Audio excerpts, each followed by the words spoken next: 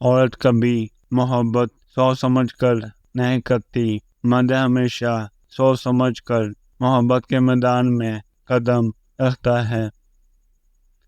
औरत की मोहब्बत की कोई फिलॉसफी नहीं, कभी एक गार्ड के मुलाजम को दिल दे बैठती है और कभी बादशाह को भी खातर में नहीं लाती, और कभी बड़े पढ़े लिखे और सूझे हुए मर्द को भी नजरअंदाज करके एक आवारा और छिछोरे इंसान को मजदूर नजर बना देती है।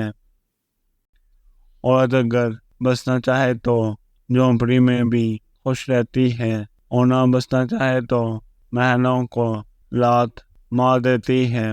कभी ये सादगी का मजाक उड़ाती हुई नजर आती है और कभी ज़रफ़ की कदरदानी की हद कर देती है।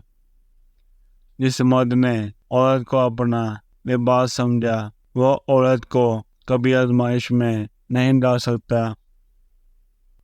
औरत से तालीम छीन ली जाए तो जहालत नस्लों में सफ़र करती है, और अगर तालीम के नाम पर औरत से पर्दा छीन लिया जाए तो बेहयाई नस्लों में सफ़र करती है।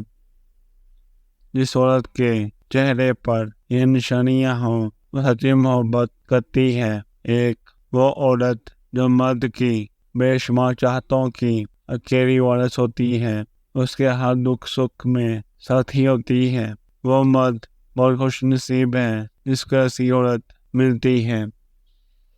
दो वो औरत जो मर्द के गुस्सा करने और डांटने के बावजूद भी इसका साथ नहीं छोड़ती, क्योंकि मर्द अगर टोकता है, इसका मतलब ये नहीं कि वह शक करता है या इस पर एतबार नहीं करता, बल्कि वो इसे अपनी इज्जत समझता है और इसका ख्याल खुद से भी ज़्यादा रखता है। ऐसी औरत दुनिया की खुशनसीब औरत होती है।